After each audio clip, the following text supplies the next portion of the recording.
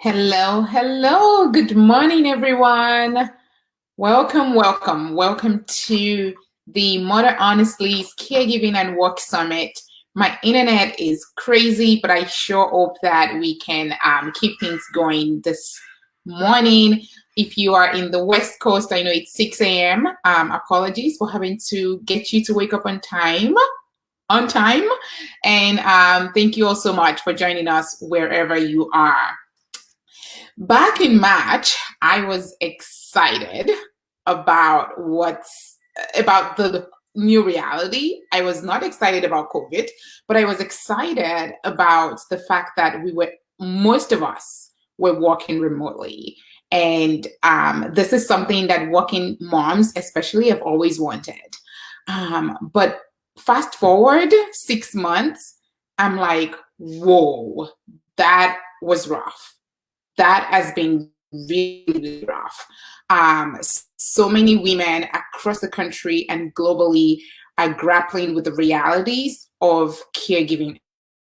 Childcare crisis has thrown us into a different kind of loop. And I'm talking policymakers, I'm talking employers, thought leaders, founders, and CEOs all wondering how to make this work. And we all know that in order for the economy to make the kind of recovery that we're looking for, we need caregivers. We need our caregivers to watch children, to watch kids of all ages from 0 to 18 years old. We're also in a work crisis. A lot of employers are grappling with the reality of remote work, of a much more distributed team, and they're wondering how to make this work in and beyond the pandemic. So I'm super excited to bring you all 35 plus of the nation's top leaders to dive deeper into what it means to work in a post-COVID economy, to dive deeper into what it means to work or to care for our loved ones and our family in this new reality. More women are taking on housework than ever before. 65 hours of household chores and childcare and cleaning and cooking. It's intense, it's unsustainable. So today we're going to go through a whole lot of things, and I just want you to be patient with us. We're going to talk about gender equity, we're going to talk about racial equity, economic equity, and we're going to talk about burnout and mental health, because a lot of us are struggling. I am struggling, and I know that so many of you are struggling as well. We've been through a lot, guys. And without further ado, I'm going to bring on my wonderful friend. She's been a mentor in this space around family and care. And that's Sarah Jane Sacheti. And I sure hope I'm saying your last name properly, Sarah. You're going to have to forgive me, but I call her SJ. So SJ is the CEO of Clio. Clio is a family benefit platform that picks up where the healthcare system left off. Can you imagine that? I mean, we have so many women that literally leave the the hospital and they're like, what am I doing? What's happening here? And that's where Clio has been extremely helpful in supporting thousands and thousands of working families beyond the healthcare system. Sarah is a veteran tech executive. She's helped launch multiple businesses, from ad tech to energy to enterprise technology. She's here with us today, and we're going to talk about the state of childcare and work in America. Welcome, Sarah. Morning. Hi, Blessing. How are you? Hello. Hello. I know it's 6 a.m. your time. It is. You have been so gracious to say yes to this, even though you had to wake up at 6 a.m. or 5 a.m. probably, or even 4 a.m., depending on what you have going on as a busy executive. No problem at all. It's I was actually thinking about it this morning. It's one of the many things, to your point of how you felt in March, of things. There's some kind of glimmer of hope, and there's some highlights. This used to be the suitcase at the door. This used to be when the wheels were going up on the plane for my next business trip, heading away from the kids. So I actually compare it. This is one of those moments of comparing, okay, well, I get to talk to Blessing this morning, and I get to see my littles for breakfast. So this is a really great highlight, and I'm thrilled to be here for this important conversation. Absolutely. So, Sarah, we're going to dive right in because, this topic is so important and it really sets the stage for everything we want to do today as a collective. So, recent study shows that 40% of working mothers have left the workforce or reduced their working hours. I mean, shocker, because I was thinking 10%, 15%, but 40%, that's almost half of the population of working families. And clearly, childcare has thrown us all for a loop this year. What do you think is the current state of childcare in America right now? And how are employers, especially those within the Clio network, responding to this? Absolutely. I mean, I think the stats are. See me? Okay, got it. I think one of the things that we're seeing right now is the invisible has been made visible, right? We've long known that we have an unstable, essentially ineffectual infrastructure when it comes to supporting caregivers who work. And as we've become a dual income family society, right, where most families have not just one parent, but two parents working, our infrastructure, our benefits, our support, from everything from the public sector to the private sector are still in 1970s, right? Where there was usually one parent working and one working part-time. And so I think COVID is obviously, we all know this, we feel it. You were talking yourself about the personal journey you have. I think we all know this and we experience it every day, but these reports are staggering to us, I think, because they're just really bringing that aggregate data forward. And it is an economic crisis. The stat you shared about the 40% dropping out is really troubling because oftentimes what we're not seeing is the spokespeople of the companies, us, we have additional, income where we can afford potentially getting childcare support. But what we're not seeing as much of is the voices who are having to drop out because they don't have that extra amount of savings to actually have childcare that's safe for their family right now. So I think that's where we're seeing especially a class divide around working parents. It's not just all working parents. I think we're seeing an economic divide as well. And we see those same stats at Clio. We support employers, right, with working family populations. These are progressive employers. One of the highlights is they did this before COVID. So there's been a lot of innovation post-COVID, but our client base, we have over 100 customers adopted Clio, many of them well before COVID hit, and understand that more support was needed. And I think one of the things I wanted to add to that is one of the areas we're not talking about as much is it's not just the dropout of especially working mothers. One of the things we're increasingly seeing at Clio in our member population is concerns around children as well. So it's not just the fact that you don't have caregiving support or you can't drop your little one at school for the day. You're actually now seeing an increase of parents reporting special needs issues among their children. So 1 in 4 we surveyed about 1,000 parents recently, and 1 in 4 of them cited special needs issues among their children. So it's so many factors that we're just not equipped as parents to deal with today. And it's all adding up to about 720 million hours lost a week for employers when you look at those stats. And so to your point, what are employers doing? I can share with you that they're definitely paying attention, not just the progressive ones, not just the high-tech companies that have a perk-driven culture and high margins. We're actually seeing food and beverage companies with low margins, with drivers who are, bringing food across the Midwest. We're seeing so many interesting companies opt to add benefits in. So I think what we're seeing is employers are really here. I think they are moving budgets around. They're doing non-traditional budgets at a very non-traditional time. And I think we're starting to see them have that conversation. So lots of things to be optimistic about as well. Thank you so much for that. That 720 million hours, my goodness. I mean, that just blows my mind. And I can believe that, especially with, so many of the workforce at home and again, struggling to effectively combine work and family. I know for a fact that a lot of our moms have mentioned, and even men have mentioned, the distractions at home, especially with virtual school and, this hybrid where, at any given day, you may or may not go to, have the go to school, and that could, of course, disrupt, your work for that day.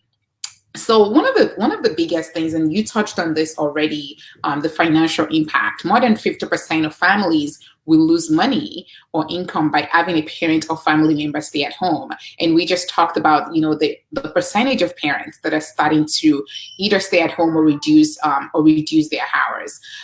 You're part of the Invest in Parent pledge initiated by Clio. So, your company initiated that, and other thought leaders like PepsiCo, and the Mom Project, to commit family forward organizations to invest in parents. How is that initiative coming along? And what are some of the, if you will, positives that have come out of that pledge?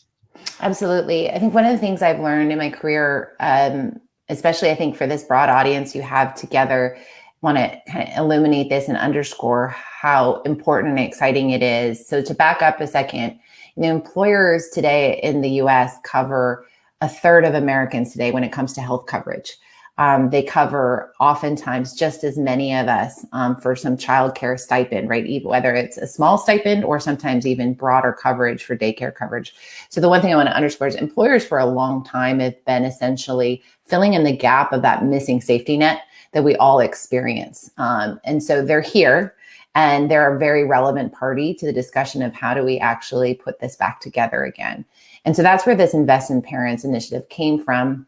It was back in April where Clio started to survey our members, most of them who are parents of children who are 1 day old to 5 years old. So parents who have children that are really acutely affected by this period of time, that really are not only a lot of work, but aren't safe to be on their own. They're not even doing a Zoom class on their own.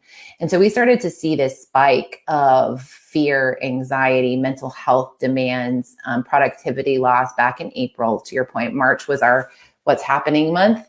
And April, I think, is when it started to go. I don't know if you guys remember, but we used to have all the tips about, what to do in the backyard, how to put the Tupperware together. We were sharing all these links. It was almost like experimental and innovative. We were talking about Post-it notes on doors, like green, yellow, red. I don't even see those anymore. I think it's all just been thrown out the window. And so as we started to see that, we started to study our members, and we that was the early signals of women were starting, especially working mothers, were saying 60% of them were saying, I'm the primary responsible party in this home. Only 26% of the identifying fathers were saying that. And then the second piece is they were saying, I'm thinking about leaving or talking to my manager about dropping down my hours. And so that's where this Invest in Parents came in, because I will say in those early days in April and May, we were not seeing employers start to drive policies forward. I think we were seeing employers hope for the best. I think employers were thinking, okay, it's one more month. It's a few more weeks. We're going to get out of this. We might have summer camps. We might have this. We might have that. And so what we started to talk about with our friends at the Mom Project, as well as Paid Leave US, is what could we put together to actually really shine a light for employers? Because I will say in benefits culture or employer benefits, there is a lot of benchmarking. Employers often will do a new benefit or support a new offering or program because their competitor does. There is a keeping up with the Joneses in benefits. And so one of the things we want to do, the Invest in Parents, is shine a light on the companies who are already far ahead. And not only that, create a private, safe space where HR leaders, benefits leaders could talk to each other about those best practices. And I have to say, it was just a little idea that we all had, and it turned into over 100 signers. Like you said, PepsiCo, Pinterest, Slack, and others all signing on. And now what's happening is we're collecting a lot of data, and we're really creating that group to share with each other how they're navigating this time. What benefits are they rolling out? How do they work with their different populations? What are they worried about? And so it's a really safe space for employers essentially to workshop with each other.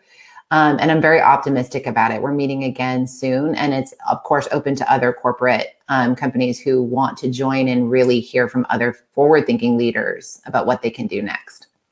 I really, really appreciate you all spearheading that effort, because it's absolutely important. I mean, and if for those watching, please, I believe it's investinparents.com, where you guys share a lot of statistics around what's going on and what's happening right now at home and in the workplace.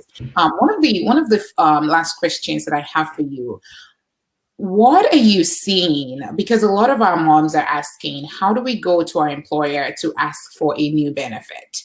What are some of the benefits that you're seeing that has been helpful for working parents? And how can, parents go back to their employers and say, hey, this is a benefit that I want, without seeming like, you know what, I've been unproductive. Can you provide me this benefit? Because a lot of them are hesitant to go to the employer, even though they know the benefits are going to be helpful. They feel like they will be exposing themselves by saying, hey, I need help or I need support. What are some of the tips that you have for addressing that particular situation? And what benefits are you seeing right now that has been helpful for working parents? Absolutely. So first I'll kind of address the how and some tips around how to do this well. To your point, the truth is working parents have long been an identity group that hasn't necessarily self-organized within these companies. And if you haven't yet within your company, no matter how small or large your company is, I highly suggest you do so. And a quick tip on how to do that for the employees themselves are spend at least 2 or 3 times workshopping with each other. Talk about what's working well with your company and what isn't. Learn a little bit about other benefits that some of your competitors might have, even small companies. It can be sometimes a quick phone call or their benefits websites. So the first is I would just have that context. I wouldn't just come in to your benefits or HR leader or CEO and say, give me more. Actually construct it for them. Because I will say employers often, especially those who are behind the times, don't know what's happening. They don't actually know how these benefits work. And so if you can actually sometimes be the educated party for them of, hey, our competitor has this right policy or this program, could we look at that? Is a great context setting. And to do it as a group can be very powerful. I hear at least 4 times a week from large employers that they're talking to Clio because a working group or ERG has come to them and they've had a focus group and they've heard this need from them. And then the second piece of what benefits we see working, I think there's 3 areas that we see that are really important for companies right now to organize. One is their programs and policies. So I think we're seeing a continued innovation around flexible time off policies, even increase essentially family leave policies that are being used in creative ways. That's kind of what I put in the programs and policies bucket. I think it's very important to watch. I think it's very meaningful. I think our friends at Paid Leave US are doing really great research and work around that. And if you guys, I think they'll probably be here shortly.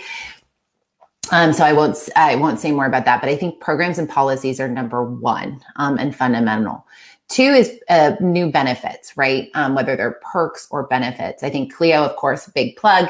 I think we see ourselves working really well with companies today because we have a mix of guided support that helps with mental health, navigation, supporting a parent through everything from sleep to childcare selection to co-parenting. As well, we now launched a marketplace where you can have all of these innovative offerings in one place. I will say employers want flexibility. They're recognizing that employee families are incredibly diverse. Every family is a snowflake. So I don't think one solution is going to work, which is why we launched our marketplace, because I think employers are starting to realize that there's so many different flavors of family needs. And so there's a lot of great innovation. I think many of them, my friends in the marketplace are actually going to be on with you today. And then third, I would say the third bucket outside of programs, policies, and benefits, the third is just culture, creating a culture of empathy, creating a culture of inclusivity and belonging around parenting. If your company isn't doing that yet, for those listening, I'm speechless. I'm sorry to you. But I do think you can encourage that by modeling it, by getting managers together, talking about tips of how they could be more empathetic and open to parents. So those are the 3 big buckets that I'm seeing, and I think are all honestly really important. I don't think one can work without the other 2. Yeah, absolutely. Thank you so much, SJ, for coming on this morning. I was really hoping to see the kids hear you speaking. And they're asleep. They're asleep still. I'm very lucky. You got me at a good time. That's awesome. Thank you so much for joining us. Good luck today. Thanks.